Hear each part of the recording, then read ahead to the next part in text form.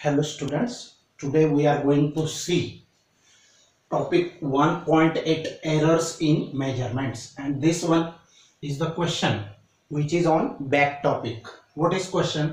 List regions म्हणजे कारणे सांगा that may introduce possible uncertainties in an observation. Uncertainty म्हणजे काहीतरी मोजायचं थोडंफार कमी राहून जातं, कमतरता किंवा अनिश्चितता पण म्हणतात त्याला, पण कमतरता हा शब्द अर्थ आपण घ्यायचा आहे. तर list reasons that may introduce possible uncertainties in the observation. Observation म्हणजे निरीक्षण करताना, रीडिंग घेताना जे अनसर्टेनिटीज इंट्रोड्यूस होतात, म्हणजे त्या रीडिंगमध्ये येतात, चुकीचं मोजलं जातं थोडंफार, तर त्याच्यासाठीची कारणे कोणती. तर बघा, समजला क्वेश्चन. लिस्ट रिजन्स म्हणजे कारणांची यादी तयार करा. दॅट मे इंट्रोड्यूस की ज्या कारणांमुळे that may introduce possible uncertainties, अशी कारणं द्या की ज्या कारणांमुळे अनसर्टेनिटीज तयार होते. इंट्रोड्यूस म्हणजे च्या रीडिंगमध्ये, इन अन ऑब्झर्वेशन म्हणजे रीडिंगमध्ये. तर आता पहिलं क्वालिटी ऑफ इन्स्ट्रुमेंट युज्ड.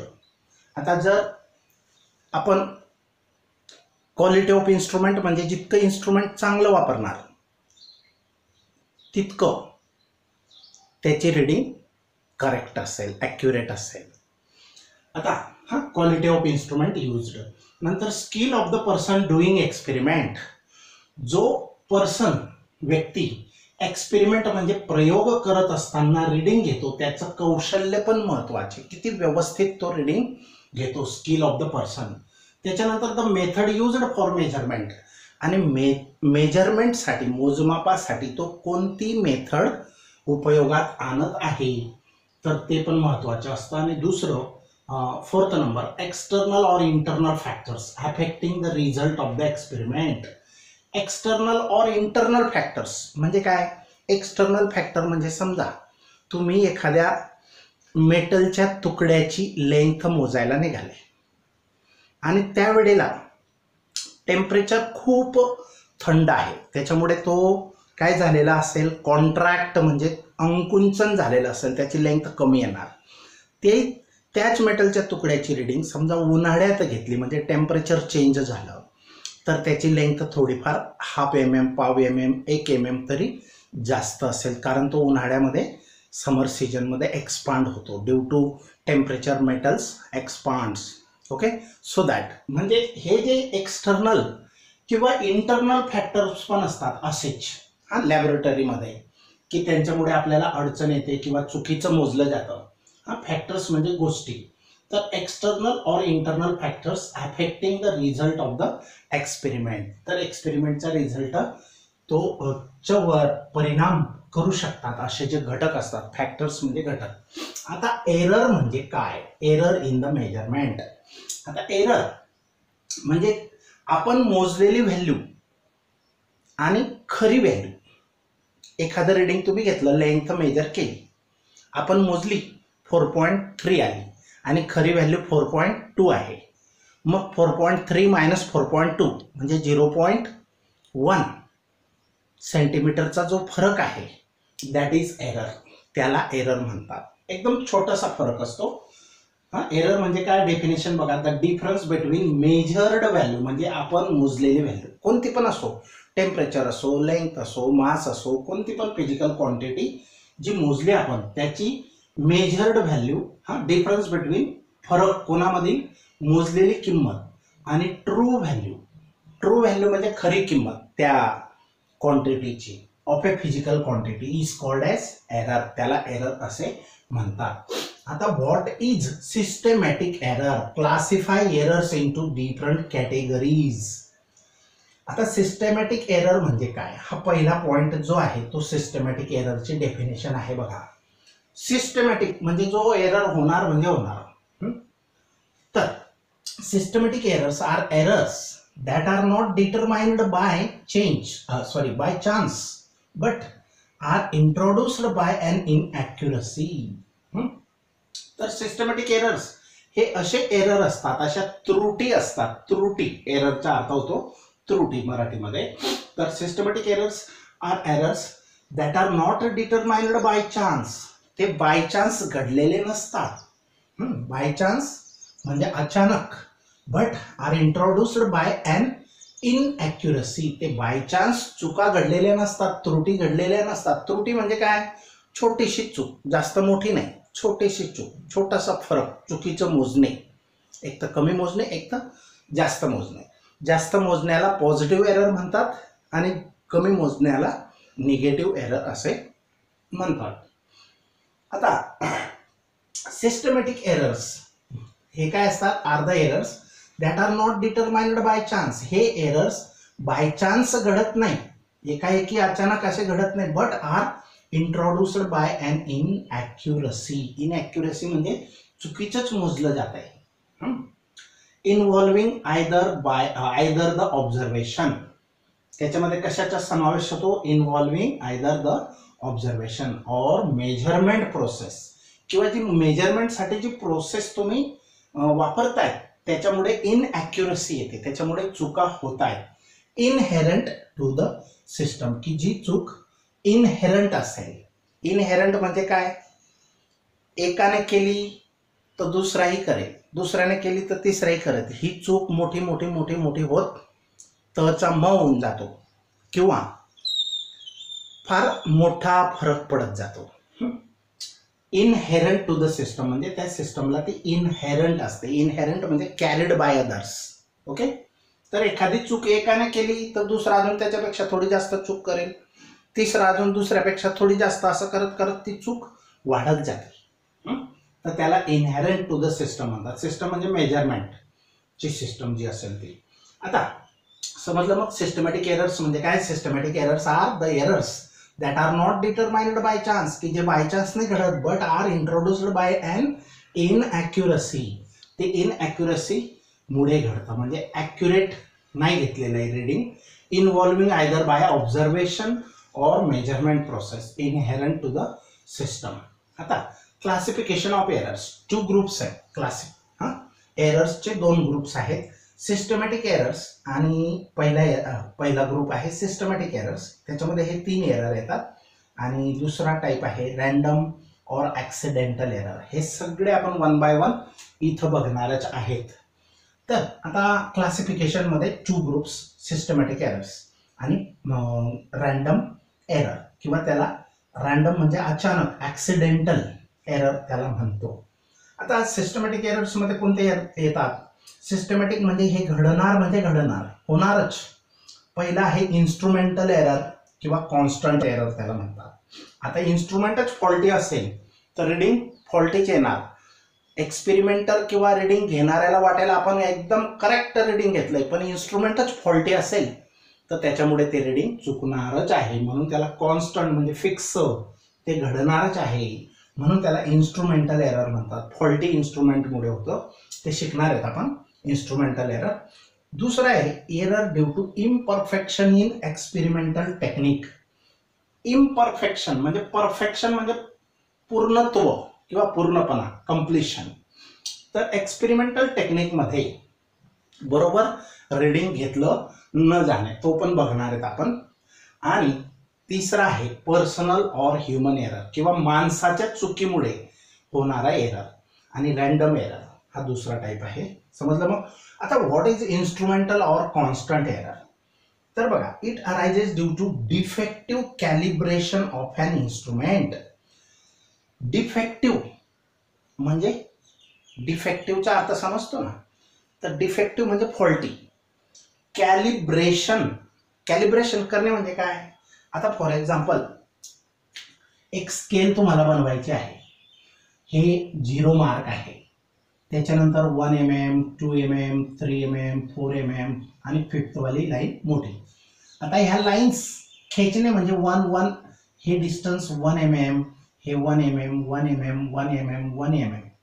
तर काही वेळेला ह्या रेषा फार जाड असतात. एखादी कंपनीची स्केल किंवा रोलर पट्टी तुम्ही घेतली तर ह्या रेषा जाड असतात, आणि ह्या बऱ्याच जाडमुळे पूर्ण पट्टीमध्ये 1-2 mm चा फरक सहज पडून जातो.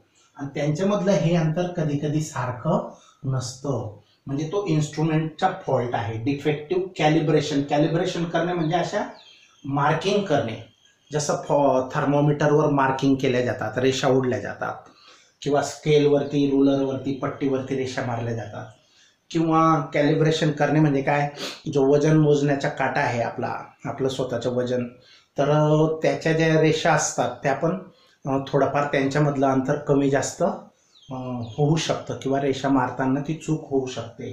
तर त्याला डिफेक्टिव्ह कॅलिब्रेशन म्हणतात. कॅलिब्रेशन म्हणजे रेषा ओढून माप तयार करणे. It arises due to defective calibration of an instrument. इन्स्ट्रुमेंटचं डिफेक्टिव्ह कॅलिब्रेशनमुळे हा अराइज म्हणजे अस्तित्वात येतो हा एरर. फॉर एक्झाम्पल, आता बघा, if A thermometer is not graduated properly. Graduate करणे म्हणजे काय, थर्मोमीटरवर रेषा मारलेल्या नसतील, बरोबर. आता समजा हे एक थर्मोमीटर आहे, याची ही एक रेषा, अजून दुसरी रेषा, ह्यांच्यामधलं अंतर तुम्ही 1 डिग्री सेल्सिअस असं मोजतात. हे थर्मोमीटर आहे, त्याचा जो मर्क्युरी आहे तो असा इन्क्रीज होत जातो.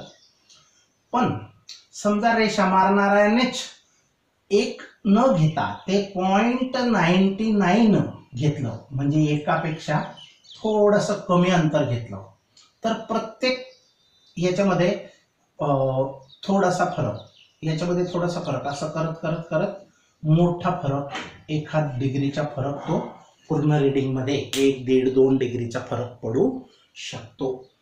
याला कॅलिब्रेट करणे म्हणतात, ह्या रेषा मारणे योग्य त्या.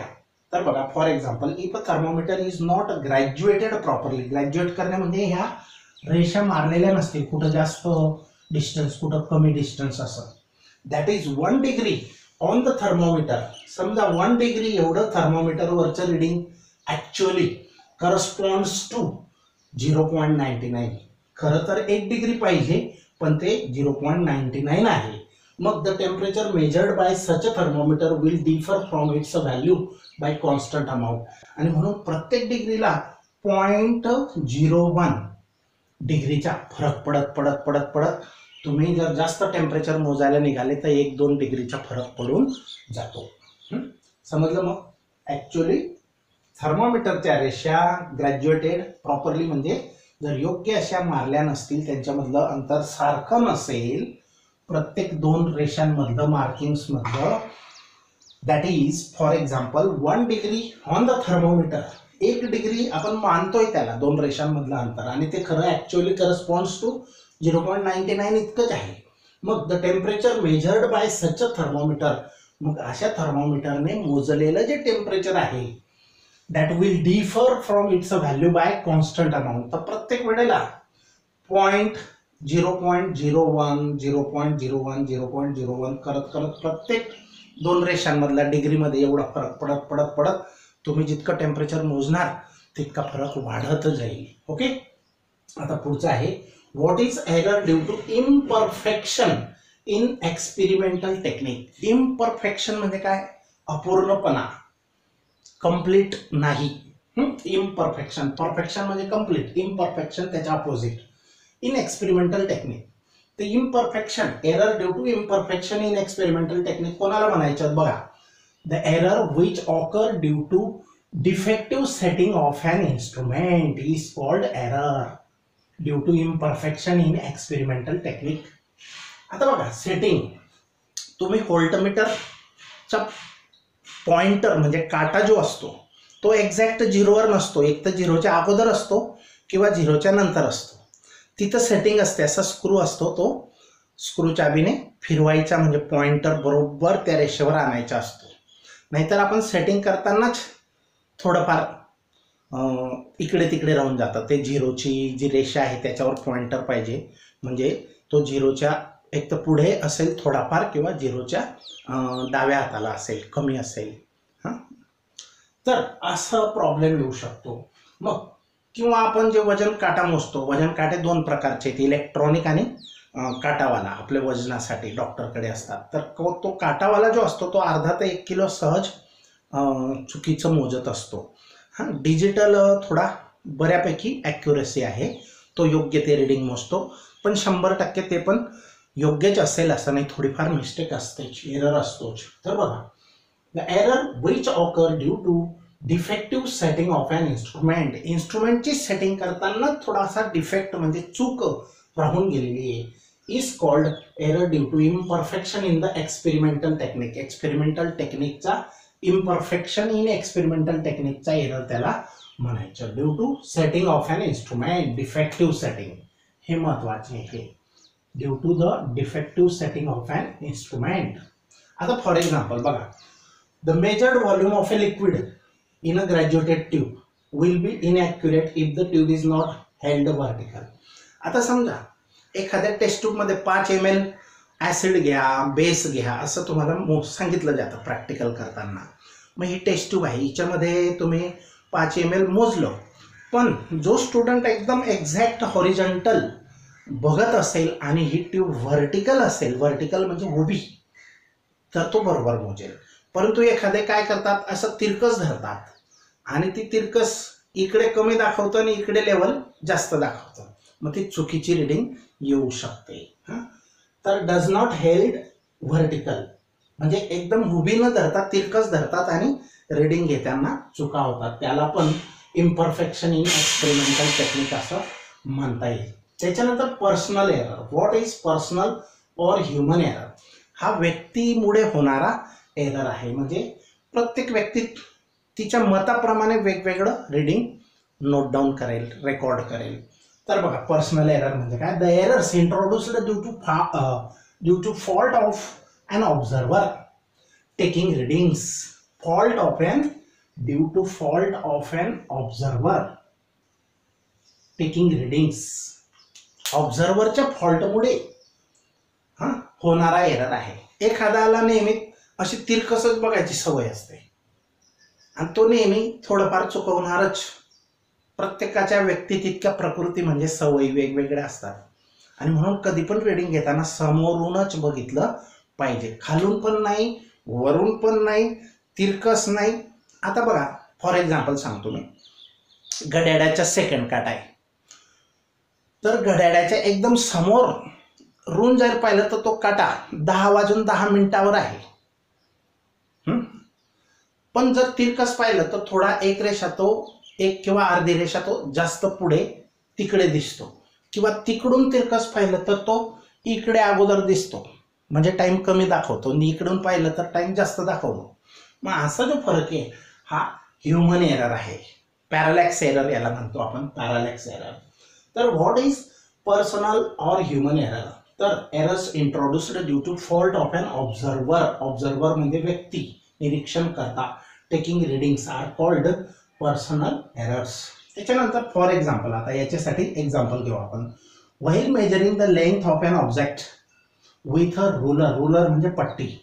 समजा एखाद्या पट्टीने तुम्हाला लेंथ मोजायची आहे, रेषाखंड किंवा सेगमेंटची लेंथ मोजायची आहे, लांबी मोजायची आहे, काहीतरी कोणत्या तरी एखाद्या ऑब्जेक्टची. ऑब्जेक्ट म्हणजे पदार्थ. It is necessary to look at the ruler from directly above. ती पट्टी ठेवताना पट्टीच्या एकदम वरून पाहिलं पाहिजे, नाहीतर तिरकस पाहिलं तर 1 mm जास्त दिसेल, तिकडून पाहिलं तर 1 mm कमी दिसेल, असं पण असतं.